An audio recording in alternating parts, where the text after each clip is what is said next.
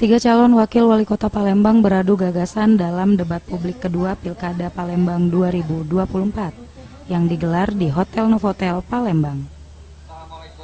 Para calon memaparkan visi misi mereka dalam membangun kota Palembang 5 tahun ke depan.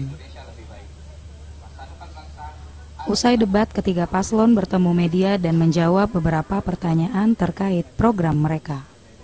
Memang sesuai dengan usia pendidikannya itu bisa masuk ke sekolahnya masing-masing. Itu yang penting, ya.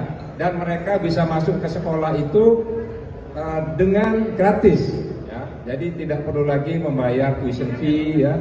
Juga masalah baju, buku dan lain sebagainya sudah include, ya, ditanggung oleh APBD Kota Palembang.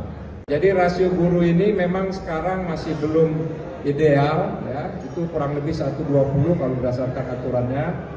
Jadi ini yang harus kita penuhi, ya. Artinya jangan lebih banyak murid daripada gurunya. Saya kira perjalanan waktu ketika saya jadi sekda 6 tahun, ya, 9 bulan jadi PJ Wali Kota, kelakar sudah saya lakukan. Apalagi saya aktif di sosial media. Jadi keluhan Anda langsung kelar. Bahkan saya tidak berlama-lama.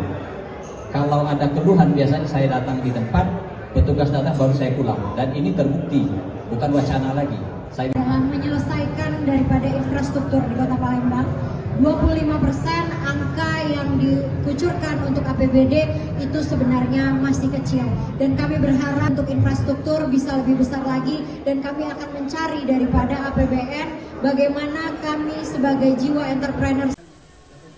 Debat publik kedua ini menunjukkan keberagaman visi dan misi yang ditawarkan oleh para calon yang berharap membawa Palembang ke arah yang lebih baik melalui program-program unggulan mereka.